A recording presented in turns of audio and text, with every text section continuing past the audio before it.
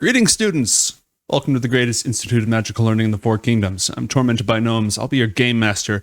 Joining me at the moment only is Crowan. Hello, I'm here. Solo mission. It is time to not mess everything up and do my part. I'm for the sure party. everything will be just fine. I think of all the characters, you've had the most solo episodes. Or of all the players, you've had the most solo episodes. All the characters have had the same number of solo episodes. Yeah, I guess so. Mm-hmm. Oh. It's the thing with playing, I guess, up to 3 characters. Player roulette, character roulette, baby. Let's go. I blame Garnet. Fair. That's plan A, right? Mm-hmm. When in doubt, blame Garnet. Yup. When last we left Mason, he and Sventisko were preparing to go on a diplomatic expedition to a summit of the clans of the Bothotlo Tribe to attempt to prevent a disastrous war between Bothotlo and Brontha. And if you heard a loud squeak, that was kittens fighting under my desk. They're fine.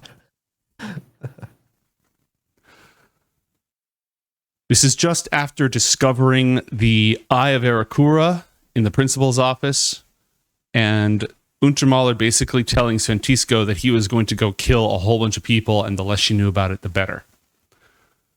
Before he returns to escort the two of you on your mission while they're making contact with the Bothotlo Tribe to prepare themselves for this mission, is there anything that Mason needed to take care of at the school? Probably would just be focused on this mission and probably talking to Sventisko about what kind of angle do you want to come at this from, what are the kind of things that you want to say to make sure we can back each other up and if needed, and let's try to make this work. Well, let's get our core facts set up. First off, the tribe, I don't think Aurochs is really like this, but Bothotlo tends to want to do their own thing and not get told by anyone how they should live their lives. Each clan either lives on the move or has their own settlement or village.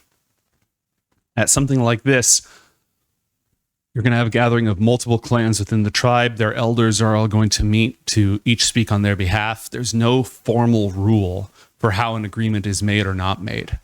It's more by the end of the day or the end of the gathering, everybody kind of knows who won or who's in charge, even if it's never official, even if no one would ever want to give somebody an official title over the rest of them. Okay. If all else fails, though, Juldret will have the final say. And that is the person whose opinion we need to sway the most. Juldret? Yes. Juldret is a dragon. Ah. Yeah. Lovely. Not their dragon god, is it? No. Another dragon. The dragon god of Bothotlo is actually named Bothotlo. For the most part, the tribes are named after their ancestor gods. Yeah. Bothotlo doesn't usually show up at big functions like this. If anybody embodies the "screw you, I do what I want" of us, it's our god. So there's no accounting for them. But we'll need to make sure that all the clan leaders get a chance to speak their mind, try to persuade as many of them as possible. But let's go over the facts, right? Mm-hmm. This has all been manipulated by Infernals for years and years and years. Yep. Brontha is guilty. They've done harm. But if we go to war against them, we'll just be leaving ourselves vulnerable and playing right into their hands. This whole thing is so big compared to us. What else do you think? Well, relieving the vulnerable thing, that's a good angle, because if they're concerned about protecting themselves, this would be doing the opposite. I think also telling them about what has transpired, at least from what we know about, the Mere Keeper taking Kepesk and using that in the refugee tribes and influencing several dragon tribes, not just Bothotlo. Like, this is a very widespread thing. I think this is the only like war that they've tried to manufacture, but still, their plans are very wide scale, and there is a big focus on the Bothotlo tribe for some reason. So they want the Bothotlo tribe to be vulnerable, and just to keep that in mind. Also, the fact that, I mean, like I kind of already mentioned, but Brontha didn't actually want this, and some kind of angle of yes, understand, and I'm sympathetic and empathetic to if someone attacks you, right? You protect your own and get vengeance, but sometimes, you know, vengeance isn't the best thing to do, but rather forgiveness. And in this situation, while it might be near impossible, you know, to consider right now, to just, you know, be able to think on it, understand that it is larger than just the conflict between Brontha and Bothotlo tribe, and it's involving really everyone that the Infernals are looking at, and, you know, just the world outside of it as well. I hope that's enough. There's a lot of things that we care about, but the world outside of our lands is not usually one of them. Fair.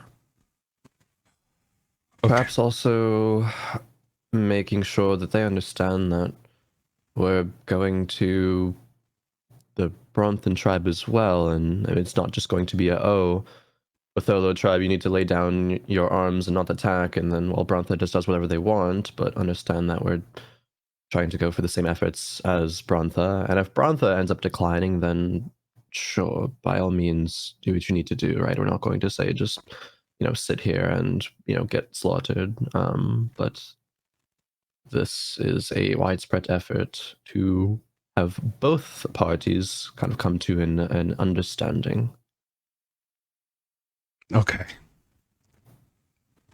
I think we're going to have to lean heavily on that. Mm-hmm. Does Mason have anything else? And are you at full resources? Should be. Let me check, I guess.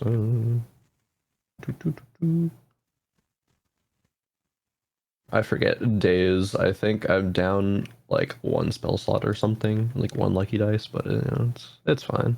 Okay. Then Untermauler, like I said, is handling making contact, getting a teleportation circle, sending the initial diplomatic request to attend. He returns after some hours have gone by, and we are permitted, if not welcomed. Gather your things and clean yourselves up as you must. We will meet back here in 1 hour. Okay. And he goes to get gussied up and put on his good robes. And a guard of 6 wardens will be accompanying you as well. Okay. I see the Untermauler voice, like a little static behind it or something. I don't know, like scratchiness. I blame the kittens, frankly. They've probably something up. Maybe. Given that they're having an absolute field day playing in my wires, when I got here in this morning, my mouse was on the floor. It had been pulled through my desk to the other side, and it was on the floor. Oh no. Yeah. The kittens show no mercy. Anything that goes wrong is their fault. Mm-hmm, mm-hmm. Just like Garnet. Mm-hmm. Is Mason good to go in an hour? All dressed up? Any comments? Please send help. I think unless there's any, you know, a spare like fancy attire, whatever, diplomat attire. Does he have any like clothes of his own that he would gussy up with? No, I don't think Mason has. He didn't even attend the gala, so he doesn't have any like anything crazy. Okay. Yeah, besides that, no, he's good to go. Just make sure Sventisko's ready, and yeah, we're good. She doesn't have any traditional clothes left over because of the circumstances under which she arrived at the academy and the fact that she was 10 at the time and now she's 15. But Yep. she is wearing copper earrings with turquoise in them that matches her eyes, copper bracelets on both hands, and a it's not like a choker, but it's more like a solid necklace that goes down a little bit, all made of copper. She's done like prestidigitated her hair, everything, just as good to go as she possibly can be. She is definitely nervous, but putting on her I'm in charge of the kids John face. I think in order to kind of like re-inspire confidence, Mason would say probably like just a little bit before we go and say, if there's anyone that is well suited for this, it is you. You're very, very strong, and you're a leader, and you've proven that several times again. And sure, no leader can make every single right choice, but what's the important thing is we learn from our mistakes, and well, I think you've learned a great deal, and I think you're going to do great here. What's that supposed to mean? It means that nobody is... I mean, if I've learned a whole lot, I have to have made a whole lot of mistakes. Is that what you're saying? I think yes, for everybody. I think in order to learn, everyone needs to make some mistakes along the way. Not that those define you, but they help make you stronger, just like everybody. She laughs, shakes her head, and elbows you gently. She was teasing, and here you are waxing philosophical like you do. It's all right. She finds it gets endearing. like flushed. It's like, oh, sorry, you were. I do that sometimes. I know. Yeah. You're gonna do great. You're gonna do great. Chat has given you some gold accessories to represent Oryx in style. Anything that you would pick out if you had access? I think Mason kind of like already passively has some gold accessories, but mayhaps spice it up a little bit. Get a very nice necklace, kind of ornate Oryx. Like if there's like any like traditional Oryx like imagery in their jewelry, like rep some of that. Is had one for a keepsake. Doesn't really wear it that often, but this is the time for it.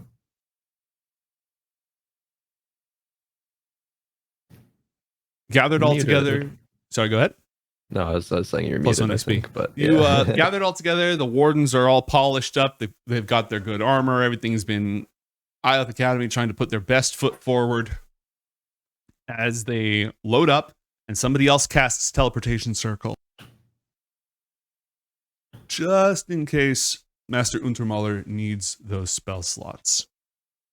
It's gonna go terribly wrong if he needs those spell slots. Look, you can never be too careful. That's pretty true. Besides, you already know that there are infernal agents in the Bothotlo Tribe. Like, they're everywhere. So you got to watch your back everywhere that you go.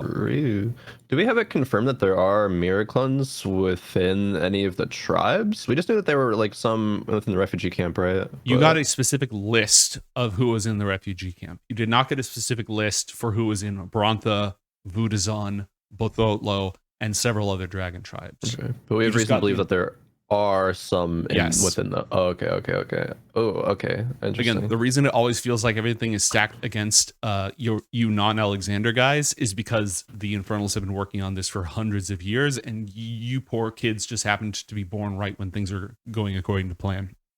Okay. Yeah. Actually, if we know that there's... I forgot about this, sorry. But if we know that there's like miraclons within the tribes potentially, but it makes sense if the sage is free to like bring the sage and lantern along, just so like maybe that helps like prove the sage is not free because the sage is going with Athalor to Onderud, right, to keep Uncle shut up and maybe to find Uncle while she's at it. Gotcha. Okay. Now, before you go, or while you're there, you have the benefit of one augury spell. with which you should be pretty familiar. Yes. Again, it has to do within the next 30 minutes. So let me know if that's something that you're going to pull. Oh boy. Yeah, probably. We don't have any magic to reveal mirror clones besides the lantern, right? And Testing. talked about before. Am I scritchy scratchy? no, sounds good. Fantastic. The Untermauler has the true seeing spell. However, Okay. as he is aware, and as Sventisko would know, and you would probably know, a formal gathering like this, spellcasting is a faux pas. Yeah. Because enough people have subtle spell that could cast suggestion on someone to get them to agree with them or whatever, that at a tribal gathering of Bothotlo, when the leaders have met, there's not supposed to be any spell casting. So Yeah. Untermauler has that in his back pocket for when they're not in full meeting session or if he gets permission, but it's going to have to be a delicate approach. Yeah, I was gonna say, how likely is that kind of permission angle? Because it's probably something to bring up. Is like, hey, this is a thing. There are mirror clones. If you're on the same page here and with your permission, like, we would want to do this to help, protect you all as well, and make sure you know what's going on, just in Right. case. And if like nothing is wrong, then nothing is wrong, and great, you can move on. Well, we'll definitely make that case and see if we can pull it off. Okay. Any other requests? Agree.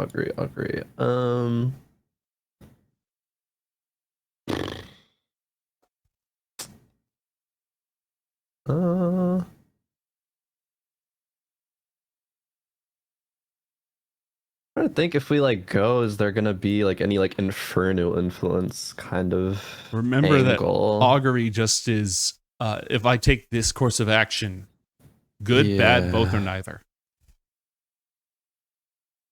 I don't think there's any way to spin it for that. You could hold on to it. You just need to use it before your mini-sode is over.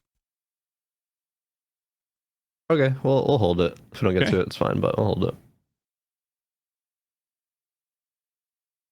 You step into the teleportation circle. The ground falls away. Your entire body has that confused moment of weightlessness. It feels like you're falling. Your stomach is up, rises up. And moments later, your feet are on solid rock. There's wind, kind of a warm, dry wind blowing past you. You're standing in a rocky canyon, the walls of which have been worn away by centuries and centuries of blowing grit and dust here in the Badlands, which is the preferred environment of the Bothotlo Tribe. You can already see numerous torches. This teleportation circle is on sort of a high raised ledge in the canyon, but there are ledges up above. You're being watched since this is a point of entrance. Anyone who knows this pattern can teleport here. So there are Bothotlo guards and slayers hidden in the shadows, watching and waiting. And as you're permitted to go through, along with the wardens, packed in lines on either side of you, escorting you through, you can see there's a lot of clans here. And they're all perched up on this cliff, that cliff, down in this canyon over here, each with their own campfires. And they've hung up their tents. Some of them have sticks with bells or chimes on them showing the name of their clan in Draconic. They're super eclectic people. They vary really, really widely from one clan to the other because personal expression is super important to them. And so if there's anything that unites all of them, it's how hodgepodge all of this is. You can hear Draconic being spoken in a whole bunch of different voices. Some of them are the forward nasal voice of those dragonborn who do not have mammalian vocal cords. And others are more guttural snarls from the gnolls, some of whom count themselves amongst the Bothotlo tribe. But you are escorted towards the meeting of the elders, which is being held at the other end of the canyon, and sort of where it widens out a little bit, and there's a little trickle of water. This is a high, arid environment, not the low desert with the sand that flows and such, but more, again, mid foothills desert. So as you get closer, you can see the crowd starting to thin out, though there is a large crowd drawn in a clearing up ahead. And unlike the rest of the barren canyon here, there's actually a handful of trees and some greenery. Some very wiry, tough shrubs and junipers and evergreen trees that have waxy leaves designed to survive in this environment. Some of them have pale berries growing on the side of them, but this is a moonless night, and it's difficult to see exactly what's going on.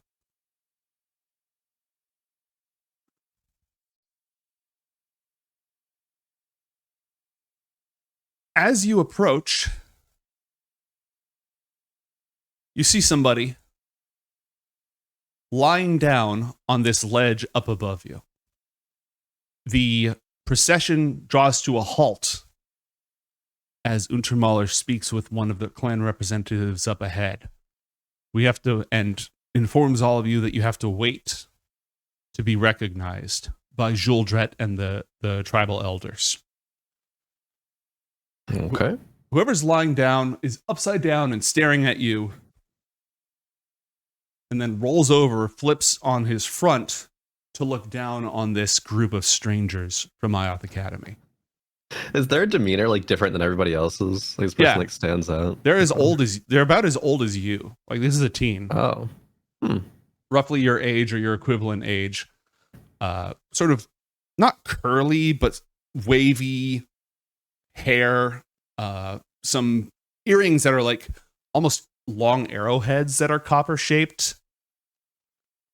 And super relaxed in all this important stuff that's going on. Is the like where they are?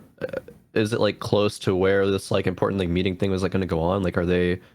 Could Mason infer that like they're someone of importance because of like just where they are physically? Not necessarily, because when the elders have met, but they've brought members of their clans with them, so it's not a super private meeting. It's like a group of the clan elders, and then some of their clans all over the place surrounding the area. They tend to chime in. Like, these meetings are not quiet things. They're someone will talk to another clan leader, but say it loudly because they're actually saying it to the whole group, and people will boo and cheer or whatever. Everybody's trying to like win public opinion on this because their leaders are leaders because the clans choose to let them lead. They don't have official ceremonial titles most of the time. Okay. Mason just waits to be recognized. All right. This kid who's looking down on you, literally from up above. Oi! Where are you lot from? Just kind of takes a quick glance to Sventisko or anyone else, see if they're answering. If not, it would be like... The Wardens and Untermauler are all sort of like at a perimeter. I know they're all close on the map, but they've sort of formed a perimeter and they're scattered around. Say, from Ioth Academy right now, originally the Oryx tribe. Yeah, I can see that.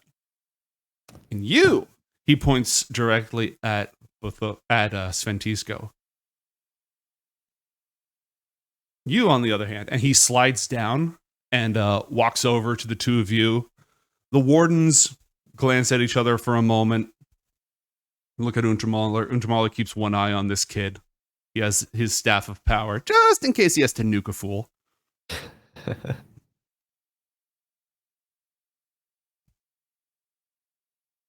So, what you learning?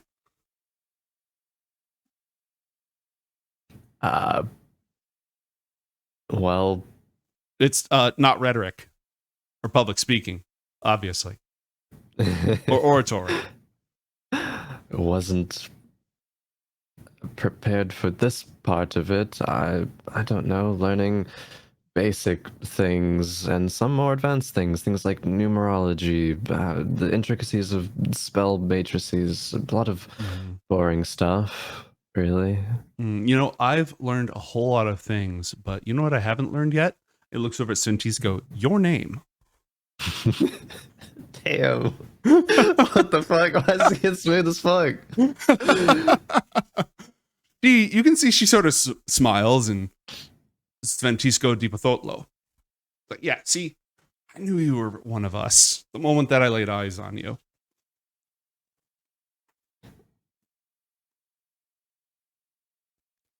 So what are you doing at this big old fancy meeting?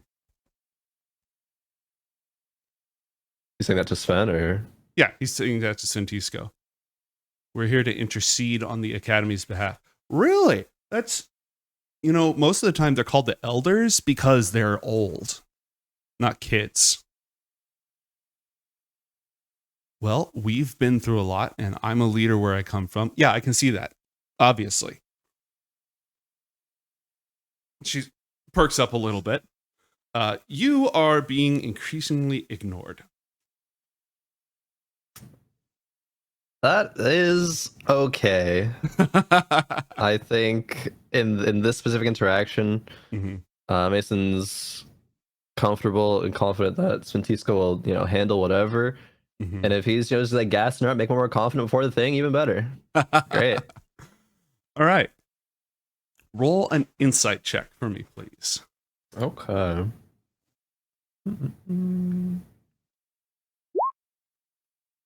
That is a 13. Okay. And roll a wisdom saving throw, please. Uh-oh. Wisdom save. 19. Okay. It doesn't take too long for you to realize he's not just chatting up Sventisko, though he definitely is chatting up Sventisko. He's also trying to get a rise out of you. Like most of his attention is on her, but occasionally he'll just like, drop little side comments or such. So if you're here to give an important speech, what are you here for? I'm just not seeing why you're, what you bring to. Well, to assist in giving said speech, we are here together. We've both gone through these things, and Sventisko, of course, as you can very clearly see, is a very competent person, but nice to have someone to, have your back, and we have each other's backs. Yeah, together? After receiving a reassurance from a flustered but faithful Sventisko that she was still on your side, the party was ushered into the center of the grove, where a great stone table awaited. There, the leaders of the various clans of the Bothotlo tribe, not all of them are represented, are gathered, led by an androgynous youth with flowing coppery hair, bare midriff, really weird fashion sense. It's not the bare midriff that's weird, it's everything else. A gnoll with an enormous axe, a tabaxi who's just lounging on the stone table, an old kobold with a walking stick, a desert dwarf, and a dragonborn with flowing braids of hair. They recognized the envoy from Ioth Academy and permitted the three of you to approach while your warden guards stood by, sort of almost joining the rest of the crowd as each clan sort of stands behind their leader at the table. There's a moment while the tribal leaders regard these strangers from afar.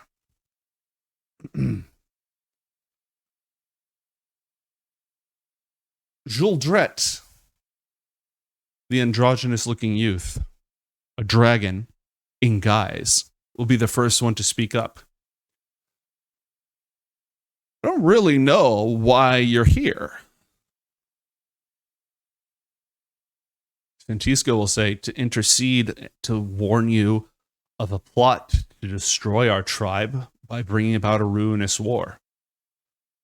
We're not bringing about anything. We're bringing about our own God's damned business.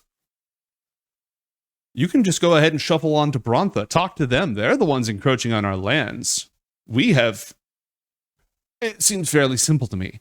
They march on Bothotlo. They get what's coming to them.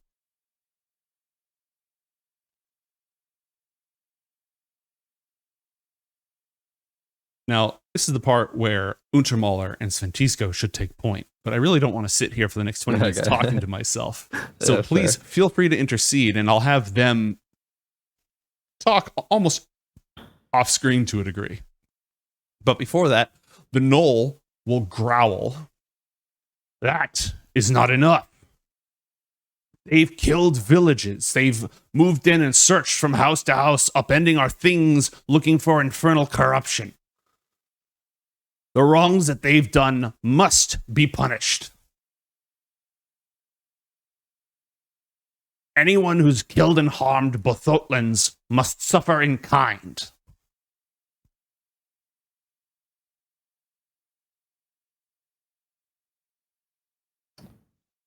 Kind of processing what both of them has said. By the way, you are also welcome to suggest arguments and just have one of the other characters speak on your behalf. So you can use your brain, Okay. but Mason can take as much or as little of the actual spotlight as you'd like. Okay. I think kind of looking towards Zuldred, Mason himself Mhm. would say, is what you are suggesting implies that if Brontha would lay down their arms, then you would follow suit. They have already pillaged and oppressed my people. If I let these fanatics run rampant across and leave orphans in their wake without some kind of recompense, what kind of a dragon am I? Fair enough. And this next point I ask as respectfully as possible, but are you aware of why Brontha has started this war? Ever since they lost their precious girl who went missing. Somehow that's supposed to be our fault. Now we're all in league with warlocks and infernals and blood sorcery. The Dragonborn will spit on the ground at that. I feel like Untermauler would have points to like bring up to that as he's like head diplomat here. I don't know how he would like approach it. Give me the like, gist. Give me the thesis, and he'll say it all, Deep and smart and eloquent and stuff. So I guess he knows that Garnet went missing or whatever, and that's what like prompted a lot of stuff. But maybe having him kind of like start to bring up the fact that like, oh, that was a factor of it, but what you don't know is that there was infernal influence stemming as far as even that, and kind of that's like where this kind of all began, sort of thing. All of this is the fruit of a poisoned tree planted by our enemies centuries ago. Its roots spread across the sun-swept lands, in Brontha, in Bothotlo, even in our very own academy. As we uproot one, we find yet another branch, and it is preparing to bloom to the ruin of all of us. They have laid this trap for us to drive us into war, to make us weak, so they can sweep us aside as they wished to hundreds of years ago. And we'll go ahead and give a persuasion check to the old man. 23. Nice. All right, they're definitely going to hear him out. And Untermauler is going to start explaining the breadth and depth of the plot, with Sventisko and Mason chiming in at places when they have particular insight. They knew Kapesk more than Untermauler did. Sventisko goes into a lot of detail about that. She's also going to tell the story of how she lost her mother to the Bronthans after Garnet went missing, to let them all know that she has suffered and been harmed as much as any of them have. She's actually better at lying than telling the truth, and she got a 6. Oh no. She kind of chokes up a little bit in the middle of all of this. Could Mason kind of like try to step in like on her behalf and kind of like tell her story like for her, sort of thing? Yeah. Yeah, seeing her get choked up, saying it has been so long since Sventisko has been back here, and was at the academy really for not her choice, and this has affected her clearly just as much as any of you, and that is why it's so important for you to hear us out and hear especially her position in this. I know you all have lost so much at the hand of Brontha, but it is not Brontha's doing as much as they would think that it is, and you would think that it is. The dwarf, Dabralin, will speak up. Was it Ithkin spears and swords that drove my clan from their farmlands? We had good farmlands too. Those are hard to come by around here.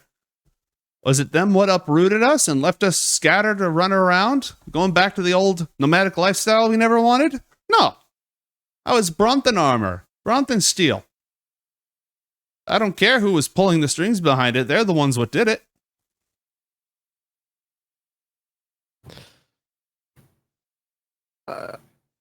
Maybe Untermauler best to bring up this point of like make it sound all smart, like, but the concept is if there's like a puppet and the puppet is like, you know, wielding, you know, Bronthan armor and spears, but like there's really, you know, an Ithkin, you know, soldier inside, like is it still the Bronthan soldier or whatever that like killed you are? You can see that and kind of have that be your one narrow angle, or you could see it for the bigger picture.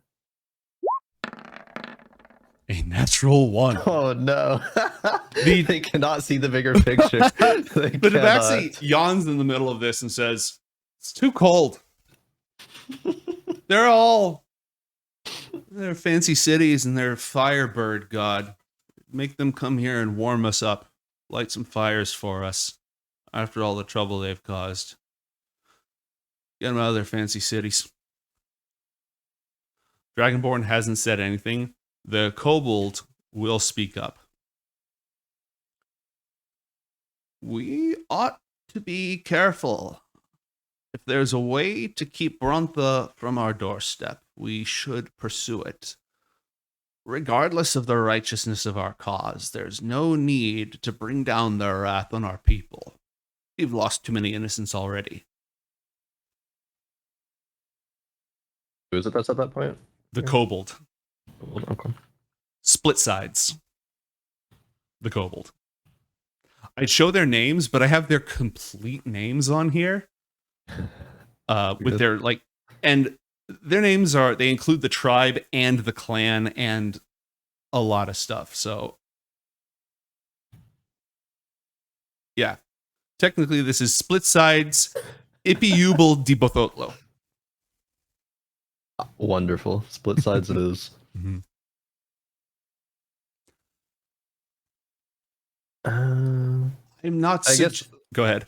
Mesa would just like take note of like who, maybe not as like fully like on their side, but is like within range of like where we want this meeting to go to, like who is like trending towards like reasonable. So let's sort of mark them down. Juldret, the dragon. Yeah. Can't just let Brontha get away with all this, or what kind of a dragon are they? Like, a proper dragon would not let this happen to their people and go unpunished, so that just can't fly.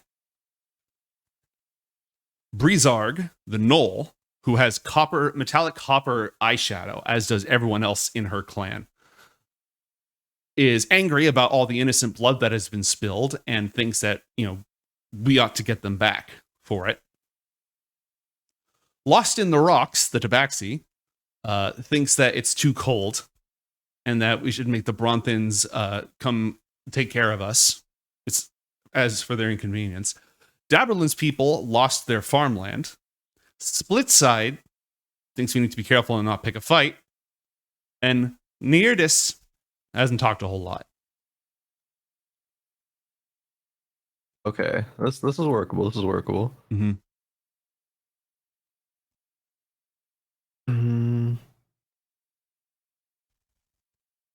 I think Mason would turn attention towards try to address Zuldret again and say, I understand that there have been many grievances here. Your tribe has lost a lot, and I agree it shouldn't go unpunished.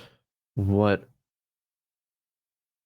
I suppose is the difference here is, who do you punish? Is it the ones who've had their strings pulled? Is it the ones who are pulling the strings? The ones that will, even in the future, even far after this feud, this war between Brontha and Bothotlo subsides, the ones that still have you in their sights and will continue to harm you? Perhaps punishing them would prevent further bloodshed and further harm for your tribe. Brizarg will say, well, both. The ones who let themselves be a weapon in the hand of the enemy, and the enemy who wielded them. They're both to be held accountable. Kind of a quick lore check. It is Brontha who started the first thing with Bothotlo, right? They initially raided. Okay. Roll a history check, but I am going to give you something no matter what. Okay. 20. Dirty 20. Okay. So, Brontha and Bothotlo have a history of annoying each other. But that's just because they're so different. And frankly, the Bronthans haven't really had need to expand because they have their holy city with its 7 springs, and they're just sort of turtled. They're turtled and they've built up really, really well. They have one super strong city. So they didn't bother the Bothotlo people. They sort of went out on expeditions to help fight Infernals and such, but it was peaceful. The only clash was that Bronthans were so loyal and strict, and the Bothotlo are so eclectic, freewheeling in their ways. When Garnet's father died, killed by Iron Butchers, failed experiments from Diffraxis, that is when Brontha started hunting for her, trying to find her. And they knew very early on that infernal influence was involved, and they were suspicious that the Iron Butchers had been directed to them. And they started searching for warlocks and infernal spies and anybody practicing infernal magic. And they got more and more aggressive about it as the search went on and went on and went on. And at times, when people resisted, it got violent. They didn't just show up and start slaughtering people, but they would show up and say, hey, tribe, village over which we have no jurisdiction, you're going to let us go through all your stuff and look for shrines and evidence of dark magic and all that stuff. So, and some people said, screw you, you're not my dad. And then blood was shed. That is how most of the conflict has happened. And it's just been Brontha continuing to push and push and push and push to try to find Garnet. And then recently it escalated when Bothotlo Slayers tried to kill Marasan Tasaka, and Uzul's army showed up immediately afterwards. And the latest news you got was that Brontha had proof that Bothotlo had colluded with Ioth to try to kill Marasan.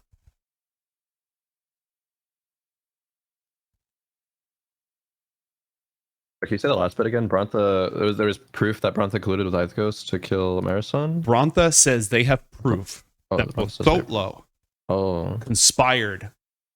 Bothotlo's assassins showed up to kill Garnet's mom. And they worked with Ioth. That's why that portal opened, why all that happened. Was that they were willing to collude with Infernals to get Garnet's mom killed. Right. Okay.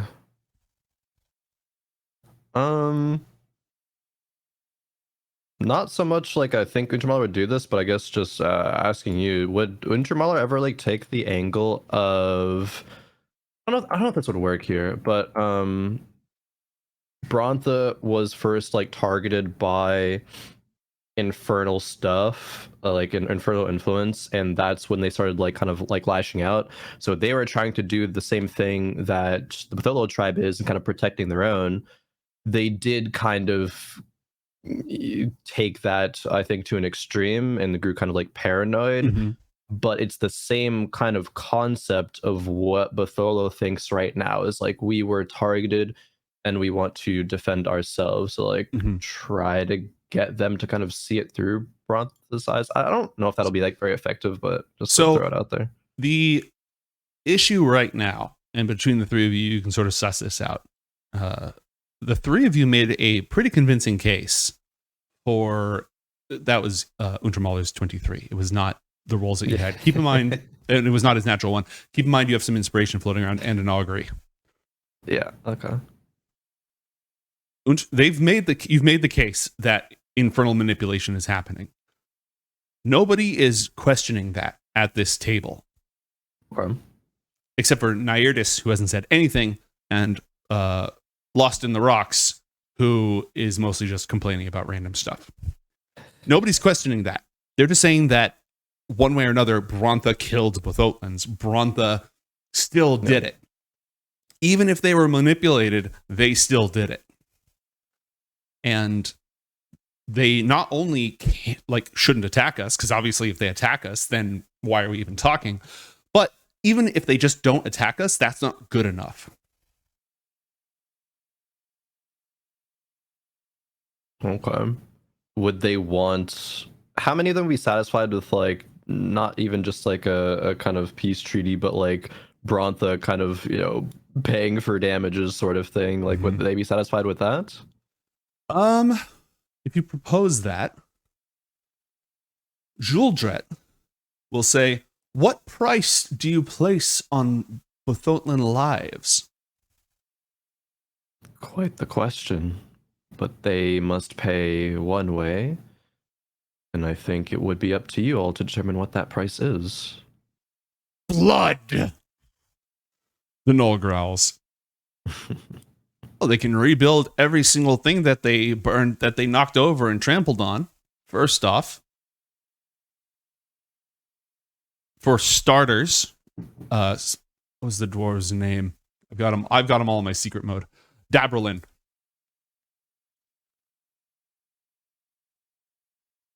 Rox says, if they attack us, we're just going to lose them in the rocks. They can't fight here with their big lines of soldiers and their fancy knights. They want to knock on our door and take our stuff. We'll just take it off them. They're just delivering our tribute to us. He means like if they attack? Mm-hmm. Or, okay. So, Juldret hasn't said what would suffice, but did point out that it's not going to be simple. It's going to be costly. Dabrelin just wants him to make his people whole again. Split Sides is willing to negotiate in order to avoid war. Still angry. It's a matter of honor. Silent. Okay. Screw them. We'll get them in the rocks. In Untermauler's description of everything earlier, did he bring up in that there might be like mirror clones even amongst like the Bothotlo tribe? Yes. Okay. Yes. Was there any sort of like reaction to that specifically? People were definitely uneasy. Roll an insight check. Okay. You have inspo. Let's use inspo. 23. All right. Deeply concerned. Angry about it. Paranoid. Oh, that explains a lot. Bored.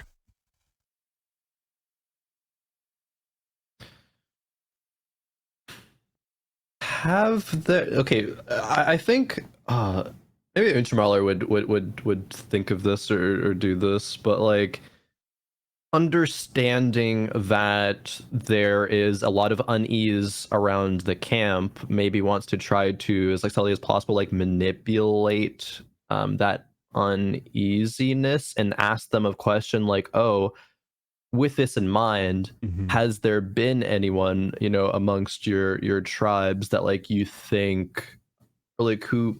How do you say this? Like, has there been anyone who have like not been operating as they might usually be under, typical Bronthan values and things like that? Has there been anyone that like any of you have been, suspicious of and try to just like sow that seed of distrust with the goal of them having them be down for the true seeing to come out because they're just like, fuck, I just want to know. I'm giving Sventisko a deception check, and let's see I'm going to do an intimidation check. And he got inspiration, so he's nice. cashing that in immediately. This is terrible. And how do we know you yourselves are not vassals of the Mirror Keeper, sent here to weaken our resolve in the face of an unjust enemy? Understand how that would be a concern, and I would say speak for all of us when I say free to use whatever means you have to ascertain that we are in fact not, and our intentions are true. I'm not trying to hide anything here. Mm-hmm.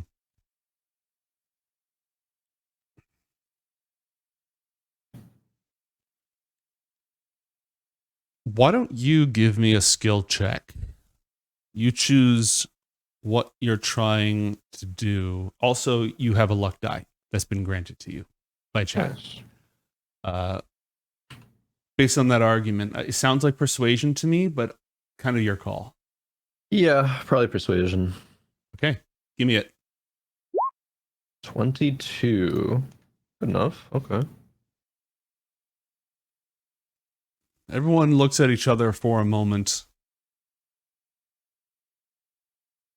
Splitside speaks up. I can think of none of us who have not acted as we always have. I think Mason want to remind them that it is not strange if that is the case, for the Mirror Clone's goals is to imitate the person as well as possible. Mm-hmm. In fact, it is probably even more concerning if that is the case, because we know that there are Mirror Clones amongst the tribes. Mm-hmm. If you so grant me, I have the magic that will reveal the truth.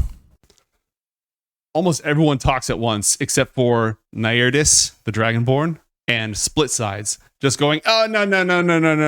Ioth Academy War Mage is getting up in here, casting spells in the middle of us. Like, one fireball right now slaughters our people and blows up our whole leadership team. You're lucky you're even here, nerd.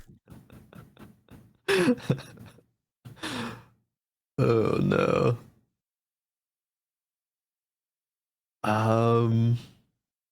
So they're all pretty. Yeah, none of them want any against it. spells cast. Even if they believe you, none of them are going to take it from an outsider to do the work. Juldret will say, I am not prepared to work that particular magic. But know that all of you are under my watchful eye.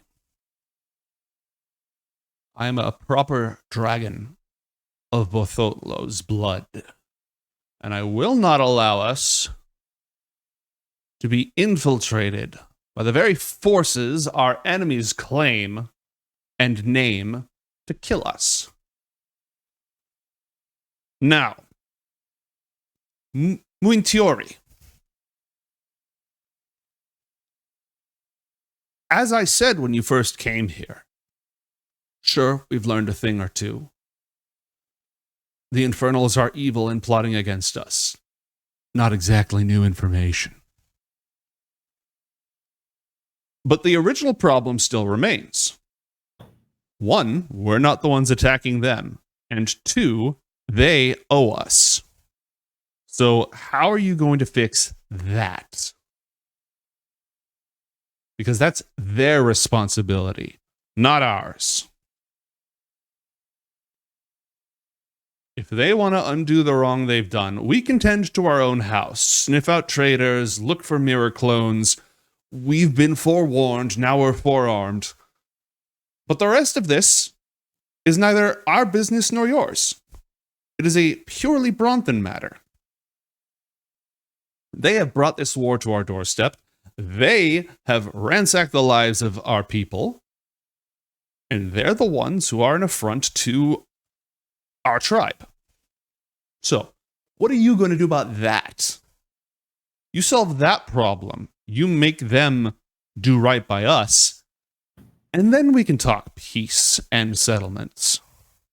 I feel like Untermauler would already be like of the mind with like kind of that response prepared of like, yes, and we are doing just that. Like as we speak, we are, make preparations to go to Brontha and kind of carry out the things that you are saying right now and make sure that yes, while Brontha was manipulated, it does not absolve them of the, of the responsibility that they hold to make things right. So kind of wanting to reassure them that they are of the same mind in that regard. Will do their best to not only have Brontha stop attacking, but to pay the damages in some way, shape, or form. On top of all that, Untermauler is going to remind them that Brontha's military and magical strength is not to be taken lightly. This is not simply a matter of honor. This is a matter of preventing a disastrous conflict. Whether they're in the right or the wrong, if this war happens, it will be bad for Bothotlo. Whether they win or lose, it will be bad for Bothotlo. You notice Breezarg becomes quiet and stops throwing their weight around so much, sort of pulls their axe in closer. To which Lost in the Rocks goes,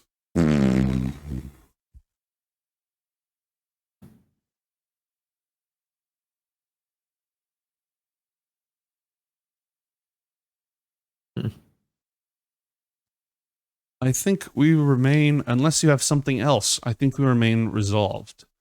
Bring a resolution and an apology and restitution from the Bronthans. Until all that is done, we continue to arm our people and make ready to defend our lands. Because we're not waiting.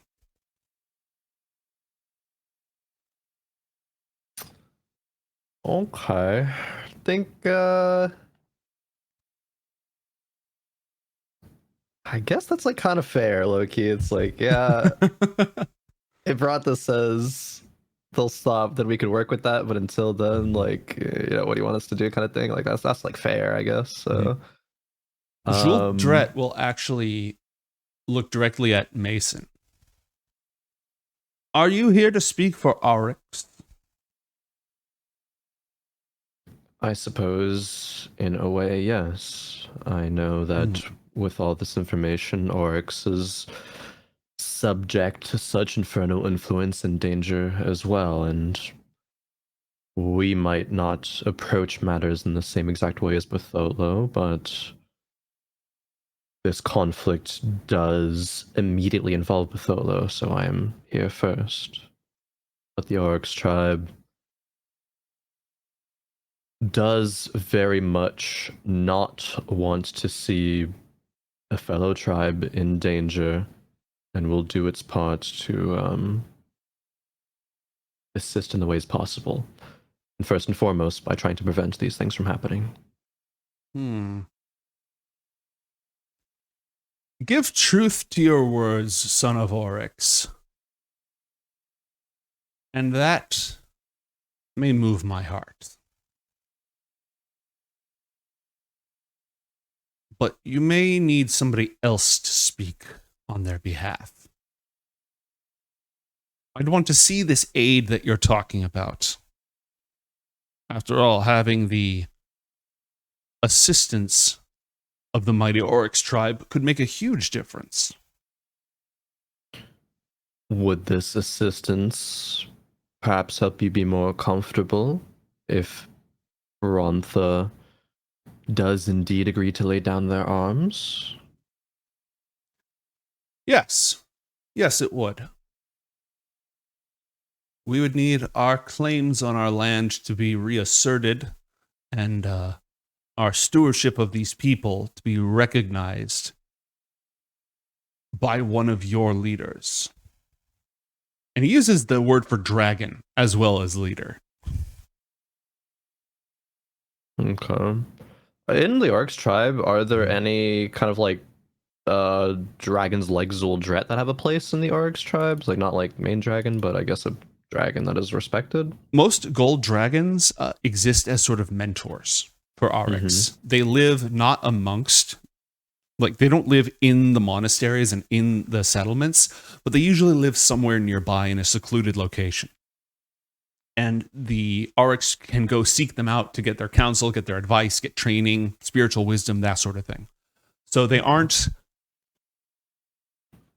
on tap, but growing up, Mason definitely would know of some of them and sort of be able to make that work. Okay. Yeah, Mason will say, I do already plan on paying a visit to the Orcs tribe, and those matters will certainly be of utmost importance, and I will bring those up and will relay you a response one way or another, hopefully before too long. I understand the need for assurance in your claims, your lands, especially when they are as threatened as they are.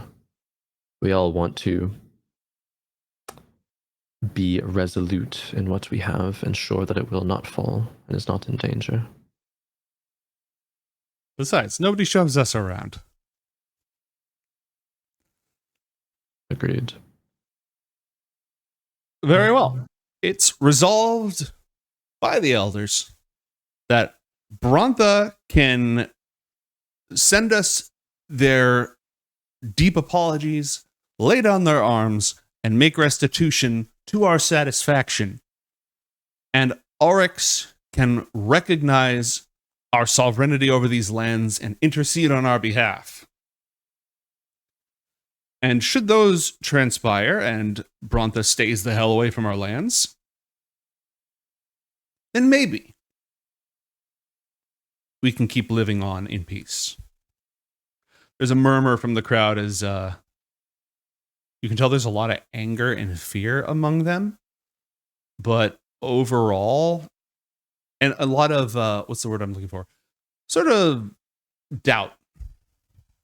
But the doubt is directed at Brontha doing the right thing. If that actually happens, it might pull off. Mm-hmm. Very skeptical. Mm-hmm. Lost in the Rock says, are they going to bring back all those dead people that they killed? I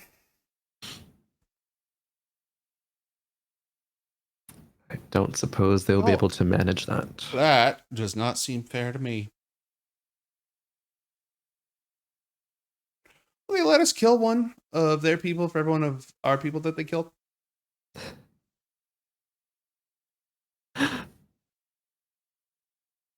I would assume that in this conflict, actually, maybe Mason would just say, do you think that the retaliation has not already been equivalent? Do you think, is it the case that Brontha has killed many more of them than you have, many more of you than you have of them? All the ones we killed were justified.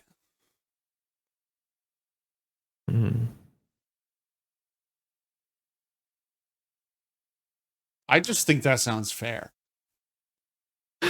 Mason's like, this is way over my jurisdiction here. I just work here, man. Oh, that's an Untermauler question. Roll perception check for me. Perception? Okay. 17. 17. All right. You notice odd movement behind all this. Sort of way up in the rocks.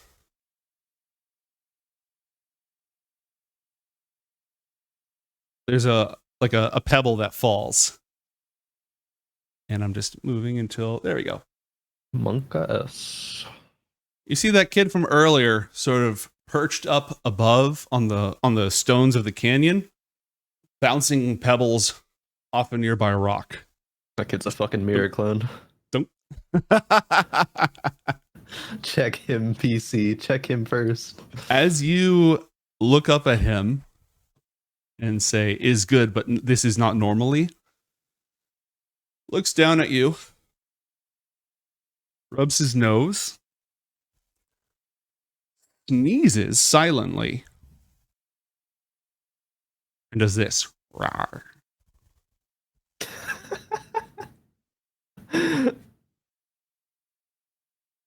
This just nods his head. Just, yep, that's a thing that happened.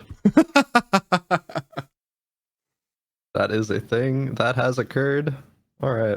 So can we add, we get to kill one of theirs, every one of ours that they killed to the list? Oh, rocks, that, there's no need for that. Well, what are they supposed to do? Is it just, oh, I'm sorry, we killed all your people. Here's some cows, 3 cows to 1 person. Is that the going rate? A hefty, Juldret will speak up. A hefty price must indeed be paid, but it's not our way to demand blood for blood. I mean, it kind of is. If it's in a fight, you know, we're not just going to sit here and let them kill us. So wouldn't that just be fighting with words? So wouldn't that technically still count? Isn't that what we're supposed to be really, really good at doing, is fighting with words? They start to sort of talk amongst themselves, except, again, for the Dragonborn, who remain silent. And they're raising their voices over each other back and forth as they're trying to discuss whether, no, that doesn't actually count as fighting with words. That's just killing people. I don't know. It seems like she has a point. They're all going back and forth on this. Yeah, Mason like wants to speak up, but it's like there's no way that like I can say anything on the matter of like what the value of one of their people's lives are. So yeah, is staying out of it. Clink, clink. He's throwing pebbles off the cliff, off the. And when you glance up again, he looks down at you, looks over at the table where everyone's gathered, and goes.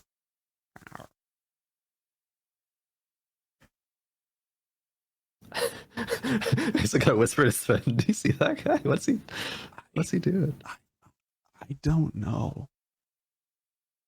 No offense, Mason. I thought you were bad at flirting. This is just weird. I thought he had some game earlier, but now I don't. This is super strange. You think he's a mirror clone?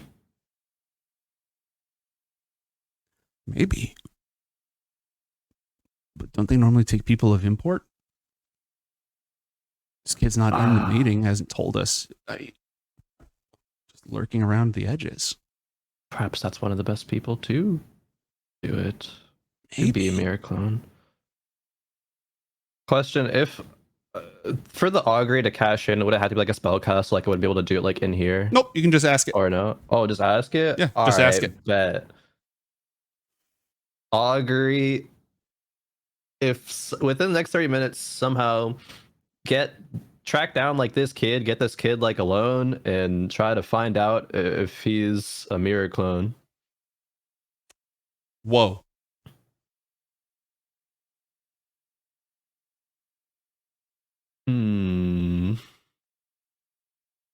Okay. He's now doing this at you, making ears. And face is completely serious and wide-eyed staring at you. And then jerks his head towards the stone table.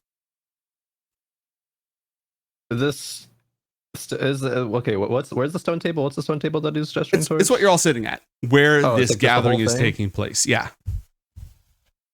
It made claws and little bunny ears gesturing towards the table. Mm-hmm. What the fuck? And do some like scratching movements.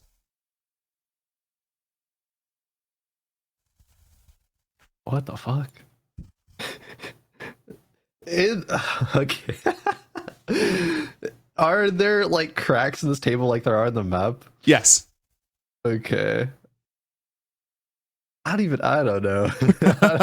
This kid's trying to cook or trying to let me cook, but I don't know if I want to cook here. Stone table. Fuck. If you I look have back, no idea. he's now doing this. Who?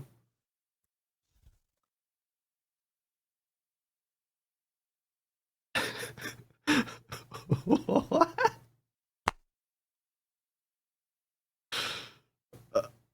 This is quite the game of charades we got going on here. Yeah, Mason cannot smell what he's cooking. Not at all. Right. He's burning something. Does the ears again. Does Yeah. the paws again. Holds up his hand. Looks at his hand. Does eye gestures to and from his hand. And then looks back at the table. I seem like Sventisko and Mason are still just like looking at him, just like, what? Yeah. The kid face palms. Yeah. Mason just kind of nods. I don't know if there's anything. I guess it would say to Sventisko, there's definitely something I'm missing, but even if there wasn't, it's strange. Make a intelligence check, and Chad has given you inspiration for this specifically. Okay. Was it just intelligence check? Just a flat intelligence check. 18. Okay. And I have to use the. Oh, okay, yeah. Roll it again because you've got the inspo. Right, Okay, an still 18. Okay. Little ears. Yeah. Little rar paw. Yeah. Flat hand looking at the hand. Eyes bouncing back and forth between the hand and himself.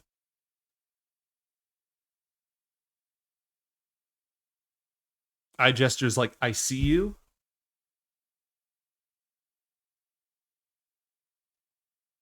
Am I fucking dumb? What's this? This is going over my head. I see you bouncing off. I mean, mirror something. Okay. Yeah, okay. That's. And then ears, rar, council. Yeah. There is a mirror clone amongst one of the council. And it's the.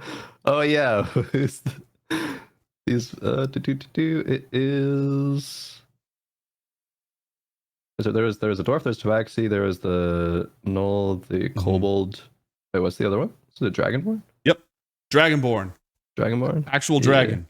Null, Tabaxi, dwarf, kobold. I mean, dragon or dragonborn, no? Yeah. Yeah, I guess. Wow.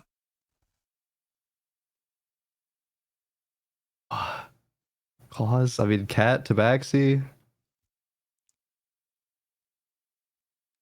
Somewhere far away. I'm Lord just- is screaming at you.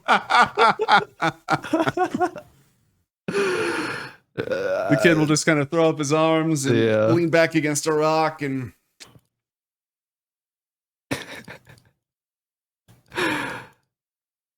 I mean, if there's the cat claw scratchy and the ears, surely locking in that it is Tabaxi. All right. But With what all do that we do with that? That's a good question. Does Mason have any ideas about what to do with that? I guess tell it to Untermauler. Mm-hmm.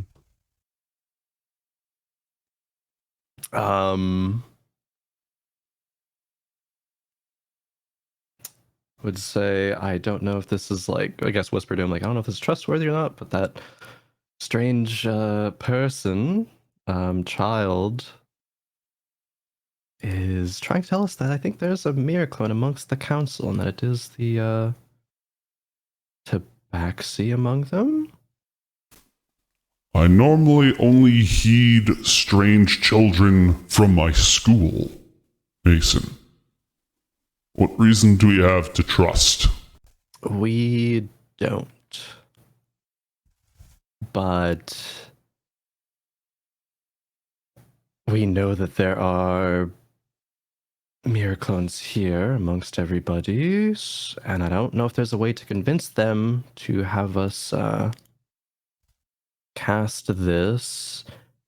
Is there any way to have your kind of magics go through Sventisko? Maybe they would be more willing if it is a Bothotlo member to do this. That sort of spell shaping isn't my forte. However, yours as a diplomat has armed me with sophisticated techniques for wresting nasty little secrets like this and getting them out into the light. And chat did play an act of God that reveals truth and lies. So Inril will tap his staff of power twice on the ground. Lost in the rocks! How long ago were you taken by the Mirror Keeper and replaced?